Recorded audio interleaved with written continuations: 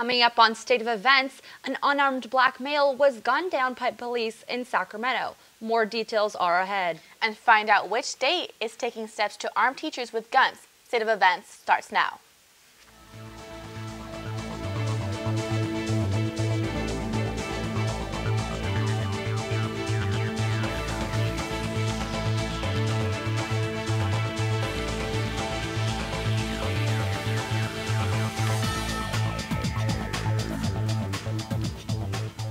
Welcome to State Events. I'm Jessica Mojenier. And I'm Karen Rios. Rallying for gun control could be heard throughout the nation. Here in the Bay Area, a massive crowd of protesters emerged in front of City Hall and many marched down Market Street to the Ferry Building. Protesters held signs and chanted demanding change. According to March for Our Lives organizers, an estimated 800,000 protesters attended the gun control demonstrations in Washington, D.C. on Saturday. If this number is correct, this event would be the largest protest at the nation's capital, exceeding the number of people who attended the inaugural Women's Day March. Students from Marjorie Stoneman Douglas High School rallied at the march in D.C. calling for gun control. Student leaders say they will continue to demand policy action on part of the nation's lawmakers to ensure students' lives are protected from acts of gun violence, like the student shooting that left 17 people dead at their school last month. One of many states is taking initiative to let teachers carry guns in their classrooms. The state of Kansas has designed a new bill known as the SAFER Act. Parents are now worried about this bill because they will not have the ability to know if a teacher or another staff member has a gun around their children. Brett Parker, a teacher and lawmaker, started a petition for parents and teachers against the bill and has over 5,000 signatures. He also says as a teacher to young children, it is not safe situation to carry a gun around. If a school district refuses to let employers carry a gun, they could be found negligent and sued. San Francisco Mayor Mark Farrell backs out from his support of the police union taser ballot measure. The approval by the SF Police Commission of Officers' usage of tasers was passed on Wednesday. He says the policy by the commission works best for both community and police. Although president of the association, Martin Holleran, disagrees and says voters should have a say. Protests spread throughout Sacramento after an unarmed black male was shot and killed by police on March 18th. 22-year-old Stephen Clark was pronounced dead at the scene after Sacramento police officers shot and killed him in his grandmother's backyard. The officers believed he was pointing a gun at them, but investigators say they did not find a weapon at the scene, only a cell phone near the man's body. The shooting was recorded by 2 officer body cameras and from a helicopter. Sacramento police released the footage on Wednesday in attempts to be transparent throughout this investigation. The shooting sparked many Black Lives Matter protests in Sacramento over the weekend. Hundreds of protesters flooded downtown streets, standing together in solidarity to protest against police brutality.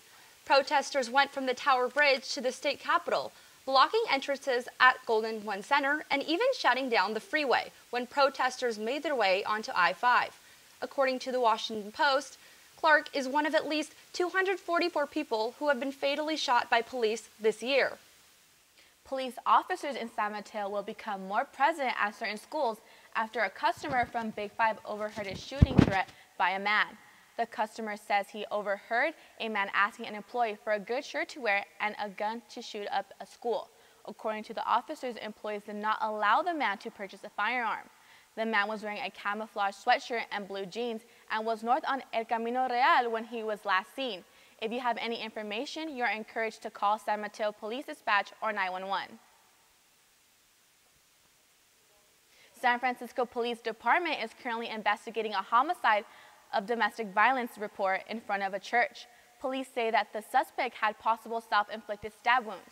The homicide took place on Sunday by SF State at the Chinese Christian Church on 19th Avenue. Around 2 p.m., they were both taken to the hospital where she was pronounced dead and the suspect was later taken into custody. Parts of San Francisco are in for a big change regarding the housing crisis in San Francisco. Lauren G. is in the Sunset District to show how legislatures and developers are creating more housing. In January, Senator Scott Wiener proposed Senate Bill 827, which increases building height limits to a minimum of 85 feet if they are in a quarter-mile radius of public transportation lines in San Francisco. The new bill is proposed to help solve the city's housing crisis and create affordable housing, but many fear that the new zoning law would change the feel of the city, especially in neighborhoods such as the Sunset, Richmond, Twin Peaks, and Castro district, which mostly have single-family houses and couple-unit duplexes. Here in the Sunset District, many developers have found ways to create more housing opportunities. They plan to demolish the 76 gas station and replace it with luxury condos. The building is expected to be 4 stories high, which is taller than all of the other buildings in this area. Many neighbors have a lot of things to say about this. It's pretty disappointing. I think that they're gonna knock it down for like a 15 luxury condo that doesn't fit the area. Townhouse with 2 storefronts with no proposed parking. It's gonna make this area really congested. It doesn't really fit the area. Creating taller buildings for more housing and businesses has its pros and cons. Neighbor Abe Lee shares his views. I'm torn. I like the idea potentially of more businesses being there because that means this area becomes a little bit more vibrant. I really want a restaurant there. Rezoning parts of SF may create buzz in neighborhoods that are usually more quiet, but not the buzz residents want to deal with. Changes in the neighborhood are not happening immediately, but in the next few years, you may be able to see the rise of different neighborhoods that you never knew existed. In San Francisco, Lauren G. for State of Events. San Francisco Parks and Recreation Department announced that a reservoir located in Russian Hill will be converted into a San Francisco park. State of Events reporter Sarah Sullivan gives us an inside look into how this park plan came to be. The Russian Hill Reservoir is 4.5 acres of unused land right by Fisherman's Wharf that has been around for over 60 years. However, the keep-out signs, the rusty gates, and the dried-out plants isn't a good sight for many visitors. But now a positive change is in the works, as the area has been approved to be a Francisco Park by park commissioners on a 6-to-1 vote.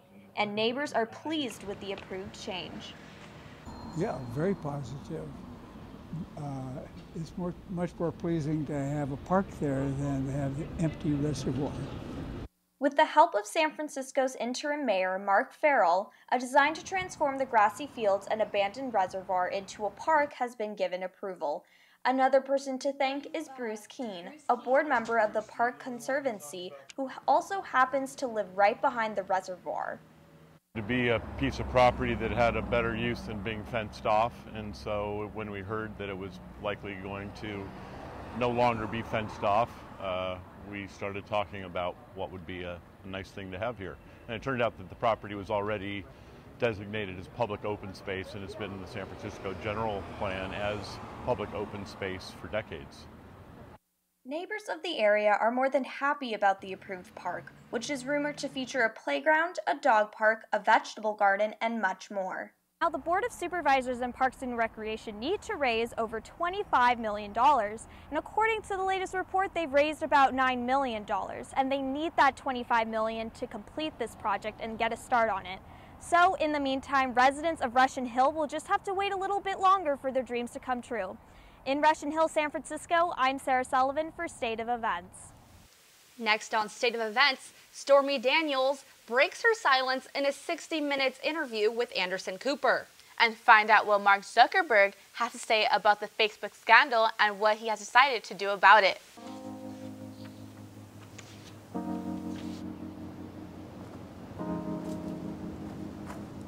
I saw a sleeping bear, a grizzly bear. It was sleeping behind a tree, and I saw a real coyote. Even though the planet's spinning, you can't see it spinning. Recycle things like boxes or something. And water helps the environment so everything can live. No waterfish cannot live. I've been in the ocean. Or the beach, when I go to my grandma and grandpa's house, I can walk. Nothing would get water in their whole land. Yeah. Throwing things away and using them again. The scraps we can make up. I like the planet. My future is now. My future is now. My future is now. My future is now. My future is now.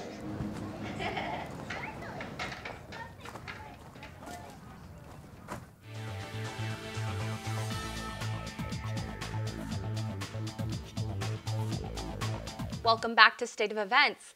In a tell-all interview on 60 Minutes, Stormy Daniels discussed her alleged affair with Donald Trump more than a decade ago. She says that a few weeks after agreeing to tell her story to In Touch magazine in 2011, she was threatened by a man in a parking lot. She says the man walked up to her and told her to leave Trump alone, and also explained how the man looked at her daughter and said it would be a shame if something happened to her mom. In the interview, Daniels says that her fear led her to accept the payout for her silence. She received $130,000 from Trump's attorney Michael Cohen as part of a hush agreement just before the 2016 presidential election. She's now suing Trump over the agreement, which she argues isn't valid because it was never signed by Trump.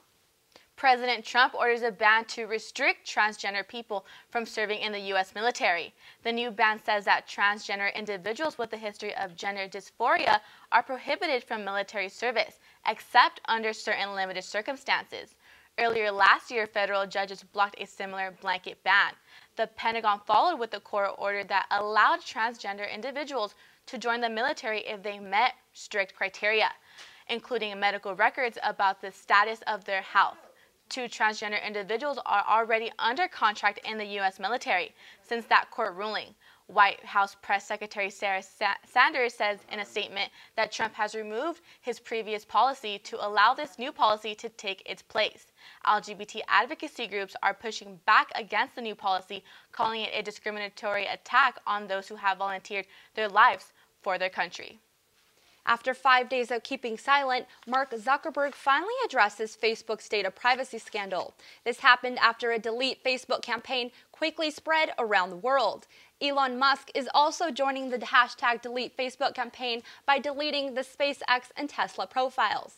On March 16th, the New York Times and The Guardian reported that a data mining firm named Cambridge Analytica, which had worked on Donald Trump's presidential campaign, had improperly obtained access to more than 50 million user profile.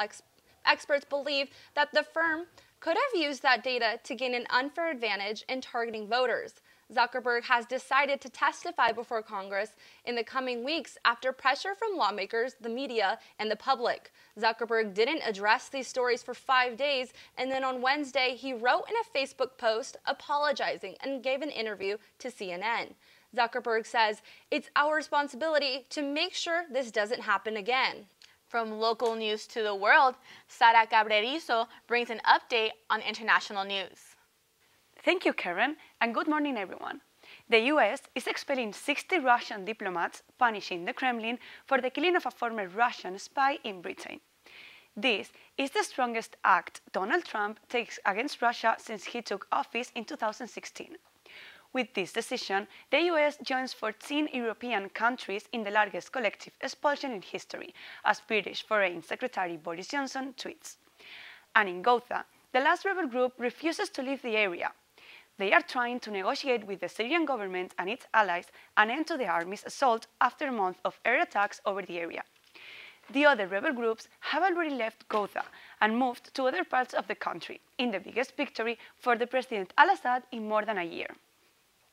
And moving back to Europe, Carles Puigdemont, former separatist leader in Catalonia, Spain, is under custody in Germany. The ex-president of the region was under voluntary exile in Belgium after facing up to 25 years in prison for organizing an illegal secession referendum last year. This detention may worsen Catalan crisis. In Barcelona, Catalans rallied on Sunday asking for the liberty of the former president. 10 people were arrested and 100 were injured after protesters clashed with riot police. We'll have to wait and see how the conflict evolves over the next few days. This is all for this week. I'm Sara Cabrerizo. Back to you ladies at the desk. Thank you, Sara. Next on State of Events, we'll take a look at the gender disparity in the entertainment world and how women are breaking their silence. Are you feeling a little March Madness? We've got the latest on who's getting closer to the trophy. Our coverage continues.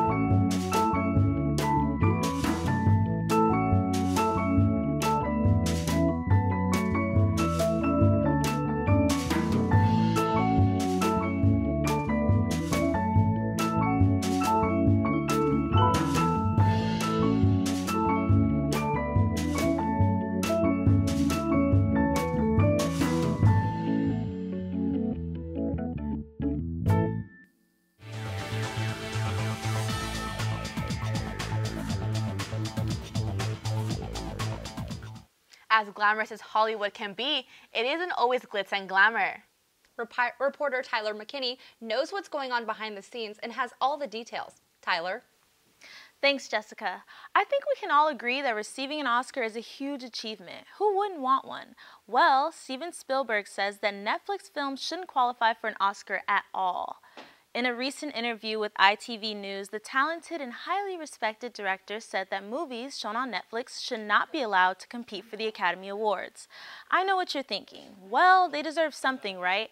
Trust me, I feel the same way. Spielberg says that if it's good, they deserve an Emmy, but not an Oscar. I don't know about everyone else, but I'd be content with an Emmy, but this isn't about me. I'm not sure if you're aware of this, but Oscar winners not only get a shiny trophy, but a salary boost as well. Unfortunately, this comes with a big gender pay gap. But this isn't new news. This has been happening in Hollywood for years. With E being the latest perpetuator of gender disparity, women in the industry continue to come forward. Male Oscar winners take home about $3.9 million more, while females can only expect a $500,000 bonus. Viola Davis recently spoke out about the unequal opportunity and compensation for women of color in Hollywood. She mentioned that, yes, women get paid less than what a man gets paid, but women of color are also being paid about a tenth of what a Caucasian woman is paid. Actresses such as Viola Davis and Monique, as well as television personality like Kat Sadler, are starting conversations that are long overdue. It seems that the industry still has a lot of work to do when it comes to on-screen diversity, paychecks, and opportunity. Let's just hope they work on it. This past week, 20 broadcasting students, including myself, went to LA and we got engaged in a bunch of industry-related activities. Reporter Gabby Gephardt was there too, and she has all the details. Gabby? Most importantly, it's the roll-ins. Los Angeles Community College professor Jen Vaughn is the advisor of a course dear to her heart in the BECA program. BECA 395 Close-Up on Electronic Media introduces students to the television industry. I thought this was going to be a wonderful fit.